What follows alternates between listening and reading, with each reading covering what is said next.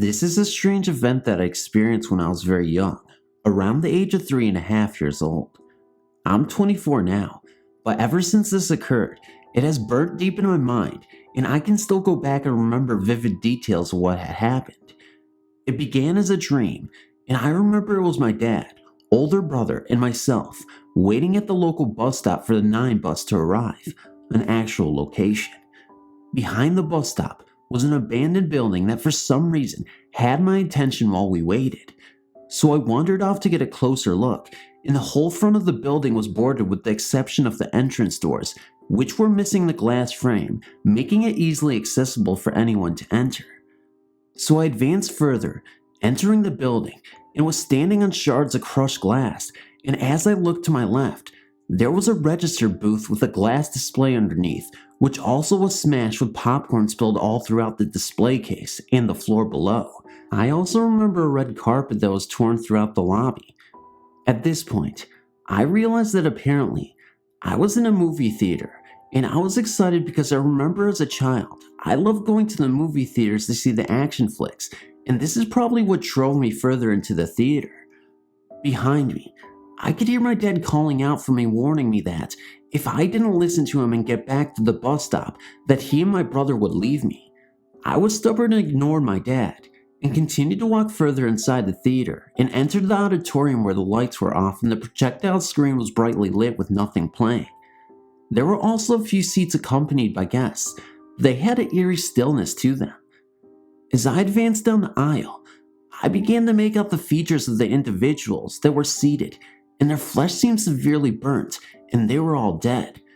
The chairs were also in bad shape, but now I was scared and didn't know what to do. Then I noticed from down the aisle, one of the emergency exit doors swung open, and something made its way through. It strolled at a fast pace towards the middle of the aisle, and began to come directly towards me. To describe what it was, I only remember it being not much taller than I was, and it had arms that were so long that they dragged along the ground as it walked. I started to run back to the bus stop, where I was hoping my dad was still waiting for me, as this creature continued its pursuit of me. To my horror, the bus stop was completely empty, and there was no one there to help me. I then turned and ran around the building, till I was tackled down by this thing. I screamed, then I woke up. Now, I know for sure that I'd been conscious when I saw my closet door open slowly, and out came the same creature from the dream I had. As frightened that I was, I did my best to keep focused on it. I remember looking over to where my brother was sleeping, but he was completely sleeping, and I was just terrified. It continued to approach me, and I noticed it was dragging along a toy fire truck I had at the time. As it got to my bedside it extended its arm and appeared to be handing me over a truck, but that's when I screamed for my parents who were sleeping in the next room. I covered my blanket over my face and screamed for the life of me when finally the door to my room flew open and my mom and dad entered the room, turning on the light. My parents were very concerned about me at that point, and I remember just crying in relief from their comfort. The creature was no longer in the room, and my dad checked the closet to find nothing there. I slept the rest of the night with my parents and worrying about my older brother the whole night. All I remember after that was I never wanted to sleep in that same room again, and in fact, sometime later, our rooms were switched over. Now that I think back, there's a lot of things I wonder about that experience, like what was the meaning of the whole movie burnt theater, and the creature trying to give me the fire truck toy when I woke. Was there some kind of connection to the fire, creature, and myself? Was this some kind of warning? I don't know, but every time I think back, I only wish that this had occurred later in my life, as I would know a little more on how to react to such a situation. This is a true experience, and I've long come to terms that it could have been anything from it being all just a dream, or possibly something much more unexplained. Recently, I brought up the topic to my mom, which I do every now and then, if she remembers that night, and she still recalls it faintly. She then told me something that she experienced during the time when our rooms were changed around. She claimed that during the time she and Dad had separated, she was laying in bed one night and woke to someone or something crawling from the foot of her bed behind her as she was facing the opposite direction. She described that it felt like a person going to lay down beside her, but then she felt the arms wrap around her upper body, and she said she closed her eyes because she somehow knew if she looked back, she would not see something pleasant, so she kept her eyes shut. The next thing she remembers is it was morning, and she had all the bed to herself. My mom is very credible, and I know she would not make up such a thing, especially with my awareness that something was not right about the room we had in our old apartment. Thanks for reading.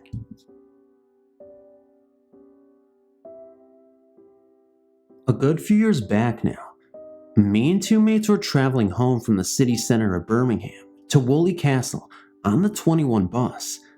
The bus must have been early as it pulled up outside the school on Harborne Road. It was there about 5 or 6 minutes when we heard someone shout, "Look, look!" As we looked out the window, we could see this figure of what looked to be a man, dressed in a black robe with a hood and a tie around his waist. It had no face, hands, or feet, and floated through the railings opposite the school from the small grassland. It then proceeded to float across the road and headed in the direction of the bus, but by this time was about 18 feet away. It really scared me as it resembled what I saw on the TV, like the Grim Reaper but without the scythe. As it floated, it made slight sways from side to side, like we do when we walk, but as I said, without the feet.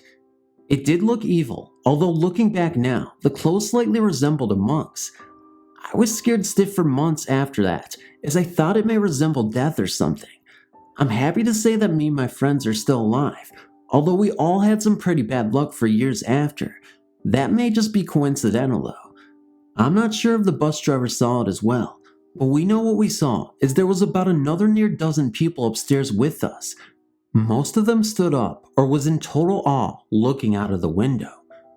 Thanks for reading.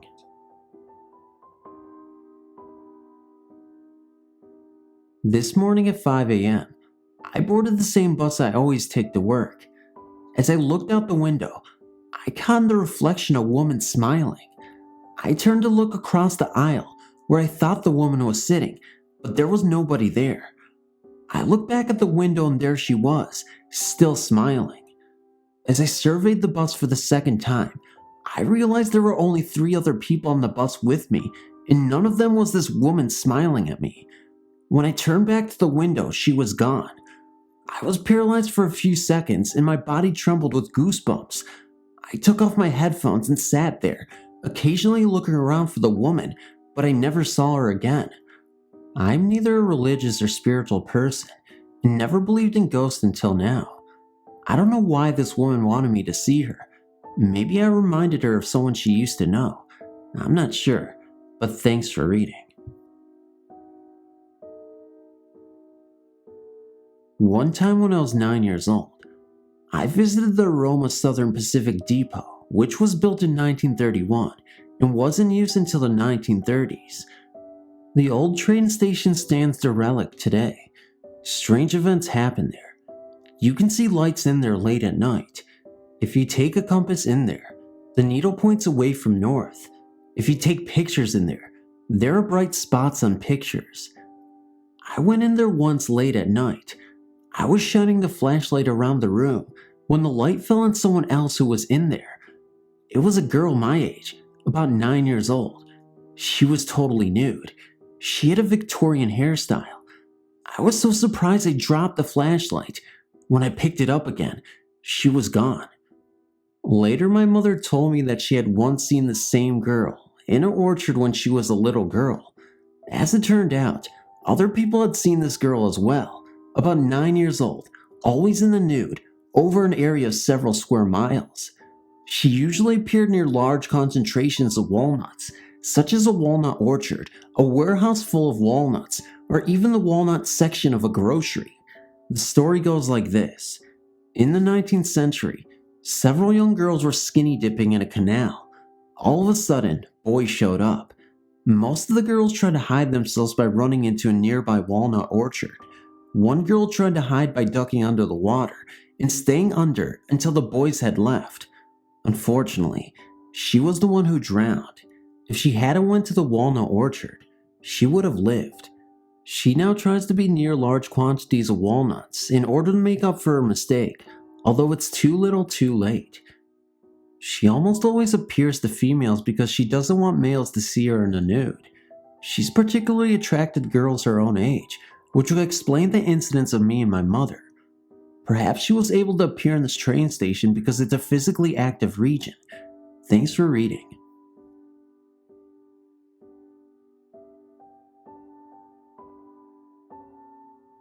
About 9 years ago, me and a mate used to go to this caravan site a couple of miles up the coast from where I used to live. During the summer, we used to drink in the site's pub called the Mermaid, booze on the beach, and chat up the holidaymakers' daughters, etc. One year, a couple of months after the summer crowds had left, we'd gone to the bonfire that they have there to watch the fireworks and generally just join in with festivities. We ended up staying late, just wandering about the site before finally ringing a taxi and waiting for it outside the Mermaid, inside the doorway of a rundown toilet block near the edge of the cliff. It was quiet, but there were still a few people about. Anyway, after a couple of minutes of us standing there, I'd see something at the edge of the cliff, in a shallow ditch around 30 yards away. It looked like the startings of a fire, and I mentioned it to my mate. I remember saying, "What the hell is that?" And I think his response was something along the lines of, "I don't even want to think about what that might be." We carried on watching and the fire grew, until finally, something blue became apparent in its center. I couldn't tell what it was at first, but it quickly materialized. It, or rather he, was a man in a blue boiler suit with shoulder straps, wearing a tan cowboy hat and an orange shirt, and he was digging hard into the ditch. As he dug, he got lower, until around the point only his torso was visible. The image seemed to evaporate, the fire closely following suit. Me and my mate didn't speak during the sighting, and I don't think we spoke much on the subject on the ride home, but whenever I talked to him about it afterwards, he'd always make a joke or fobbed it off. I reckon some people just don't believe in ghosts. As it is, I haven't seen this mate for years, and that experience is the only thing I really remember regarding him. That caravan site, Tunstall, near the city of Hull, England, and that, what I can only describe as a spirit. Some woman who I told about it in a nightclub years later said maybe it meant something. I can't think what, but sometimes I think maybe she had a point. Thanks for reading. Hi, my name is Leanne, and I live in Australia. I have 6 children, and this story is about my eldest child, Amy, who is 12 now. I've experienced a lot in my life, ranging from getting a freezing feeling on my head whenever a spirit is near me, to seeing my relatives, one alive at the time, to being touched and feeling all 4 fingers, thumb, and palm. This experience, however, is the freakiest one I've had to date. My daughter Amy was 2 years old. I'd been shopping in my local shopping center, and they had a creche there to mind your children while you shopped. I did some shopping, and then went across to the pub across the road from the shopping center, thinking that the creche would be open for at least another couple of hours. I started playing the poker machines, and about 20 minutes after I started playing, I heard this voice in my head saying, "Would the mother of the little girl with red hair who is 2 and whose name is Amy please come to the center management office now?" I dismissed this completely. About 10 minutes later, I heard the voice again, a little more insistent this time. "Would the mother of the little girl with red hair who is 2 and whose name is Amy please come to the center management office now?" I continued playing, but felt a bit weird that I was hearing this voice, but still, I dismissed it. Then, "Would the mother of the little girl with red hair who is 2 and whose name is Amy please come to the center management office immediately?" I just froze. I was hearing all of this in my head, and I couldn't figure out what on earth was happening to me. I had to decide at that moment whether to change some more money to coin to put in the machines or to go. I decided that I should go. I went across the road to the shopping center, and I got very scared. I virtually ran into the car park, and as the sliding doors opened, I heard, "Would the mother of the little girl with red hair who is 2 and whose name is Amy please come to the center management office immediately?" Now, take a breath. I was absolutely staggered. I just froze. I couldn't believe what I was actually hearing. I started to cry. I looked around everywhere, but I didn't know where the center management office was. A security guard noticed me crying and asked me if I was the mother they were looking for. I said yes, and he took me to the center management office. There I found my daughter Amy, who was crying, and 2 police officers. It turned out that the creche had only been open for another half an hour after I had put my daughter in. There was a sign outside apparently, but I had not seen it. The police officers told me that if I'd been a half hour late, they would have charged me with abandonment. Can you believe that? I tearfully grabbed my daughter and cried the entire taxi ride home. I almost lost custody of my child because I didn't listen to that voice. I don't care if it was God, or the spirits of my ancestors, or my guardian angel, but someone, something, changed my life forever that day. My daughter is truly a wonderful human being, and somehow I think that day we shared a psychic connection that still freaks me out. Thanks for reading my story, and feel free to contact me if you would like more stories or details. This story is completely 100% true.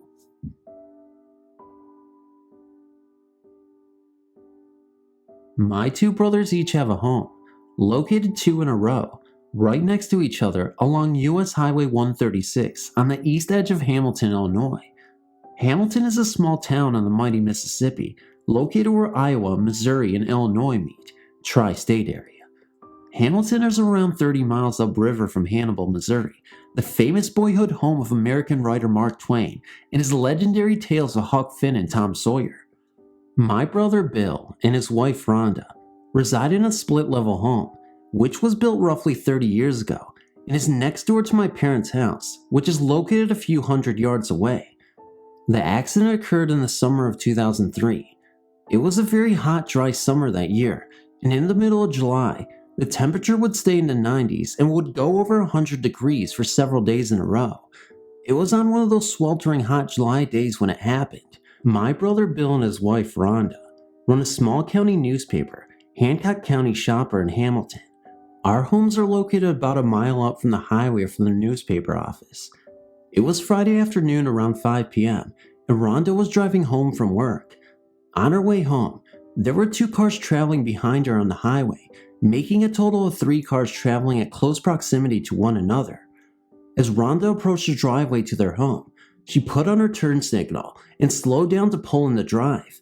Apparently, the 3rd car in the sequence did not realize she was slowing down to turn, and that car slammed right into the back of the 2nd vehicle, which was behind Rhonda's car. When the 3rd car made impact with the 2nd car, it shoved that car into the opposite lane, and the 2nd car was hit again, this time head-on, by an oncoming tractor trailer. The direct impact of the semi-truck smashed the car up into Bill and Rhonda's front yard, less than 25 yards from their front door. Rhonda's car was luckily not hit, and she pulled into the driveway and immediately went in the house and called 911. She then called Bill, expressing feelings of extreme guilt that she was somehow to blame. Bill raced home immediately. When Bill arrived at the accident scene, which was in his front yard, he ran straight for the car to see if he could be assistance to the trapped passengers inside. Bill found all 4 people in the devastated car deceased.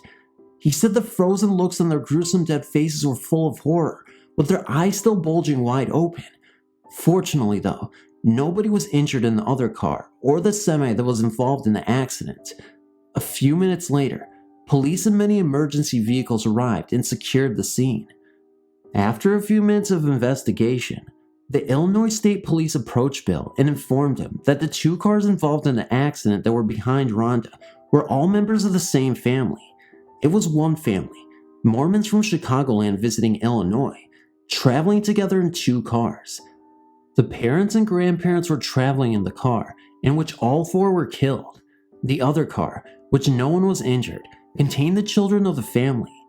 The state police asked Bill if he would have the children of the family come into his air-conditioned home, out of the blistering heat, and wait inside Bill and Rhonda's home. Thereby, the children would not witness the morbid task of excavating the dead bodies of their parents and grandparents out of the mangled car in the front yard. Bill readily agreed and took the 3 children into his finished basement, away from the front windows. The children, age 18, 12, and 9, were obviously very upset in a state of shock. They were crying, yelling, and moaning. Rhonda tried her best to calm and console them. Bill and Rhonda have a full bath in their basement, and all the children were sick, vomiting, and bad diarrhea. A couple hours later, when it was all over, after the accident scene had been cleared, the police came to Bill and Rhonda's front door and got the children. After they had left, Bill and Rhonda cleaned up the bathroom, which had vomit all over the walls with diarrhea on the floor and running down the sides of the stool. A day or so later, Bill and Rhonda started to feel relieved, thinking they could finally calm down a little, that the nightmare was over. Little did they realize that it had just begun. Bill and Rhonda are very down-to-earth people, and neither of them had ever believed in the supernatural, the paranormal, or physical phenomena, until a couple days immediately after the accident. As I mentioned earlier, this all happened in the middle of July '03, and the miserable temperatures soared above 100-degree mark. Bill and Rhonda kept their windows shut and the air conditioning on. 2 days after the accident, Bill stopped in the house in the middle of the afternoon. He and Rhonda are the only two people who live there. He unlocked the house and went inside to discover one of the front room windows mysteriously open. He didn't think much about it and shut the window, then double-checked the rest of the house to make sure no other windows were open. Bill then left and drove to the newspaper office where Rhonda was working. Bill asked why in the hell she would open the front room window in 100-degree heat with the air conditioning on. Rhonda replied that she had not opened the window and did not know what he was talking about. That evening, around 5 p.m., when they came home from work, the window was open again. Over the course of the next few weeks, they would come home to mysteriously find windows open in the house, with no logical explanation as to why. During the same period of time after the accident, Bill and Rhonda felt a very dark, dreary feeling in their home. While laying in bed watching television in the night, they said they could see dark shadows move across the ceiling in the bedroom and the upstairs hallway. They report feeling a very dark, foreboding presence occupying their home. The bedroom television shut off by itself. Their dog of 12 years, Eddie, would stand up at the foot of the bed and growl at the shadows that would move across the ceiling and walls. Eddie had never felt threatened like this before, growling at the walls and ceilings, but all three of them sensed this horrific, real presence of hell about the home. They were literally becoming scared shitless. It wasn't enough, the accident and all, let alone now this. Bill's daughter, Andrea, came home for a visit. She said while she was there, a bedroom door slammed shut by itself. It scared the shit out of her, and she left the house right away. Bill and Rhonda, even though they have never believed in the paranormal, began to think that a spirit, or the spirits of the deceased family members from the freak accident, followed their children into the home after they were killed, and the dead spirits were somehow trapped there, angry and haunting the hell out of them. Soon after the accident, a family member of the victims involved drove down to Hamilton from Chicago to tie up some loose ends with the local police regarding the accident. On her way out of town, she stopped by Bill and Rhonda's house to introduce herself and personally thank them for watching the children after the tragedy. Immediately after the family relative visited then left Bill and Rhonda's home, the strange and unexplained phenomena stopped as suddenly as it started. The oppressive atmosphere in their home lifted, and nothing like that has happened to them to date. Thanks for reading. Hello, it's Phantom here. And I just wanted to say thank you guys so much again for tuning in. I know I'm a day late and I really apologize for that, but if you're ever missing updates from me, you can always check my Twitter updates and I'll let you in on what's happening with my updates and Twitter statuses. Whatever, I'm not going to edit that out. The only things I edit is the video itself. The outros, they don't need to be edited. Well, I mean, they are edited a lot, but I mean, that's beside the point. But can I get another like, a comment, a subscription even if you haven't subscribed yet, and even a share so we can send out all the invitations to people who want to watch this video and maybe even get them on the Phantom Wagon. Whatever the hell that means. I don't even know what that means. Also, guess whose birthday it was? Yes, Swamp Dweller's birthday was yesterday, so I want you in the comments below. Tell him why it's his birthday and why he was born yesterday, approximately 22 years ago. Also, Goodnight Goosebumps is another fantastic narrator that you guys should check out if you haven't already subscribed to him. Chances are, these two people you're already subscribed to, so it doesn't even matter. But subscribe anyway, because they are LeVar Ball, if you know what I mean. And if you guys don't know who he is, he's just some bald guy who thinks he's Michael Jordan, and that's it. I'm honestly really pumped for October. But anyway, guys, you know how much I love you, so good night, good morning, and I'll see you in the next video. I'm pretty sure I already said that, but, you know, whatever. 2 times doesn't even hurt, you know. Alright, sayonara. I'll see you in the next video, blah, blah, blah. No. No, Phantom. Just stop repeating yourself. Okay.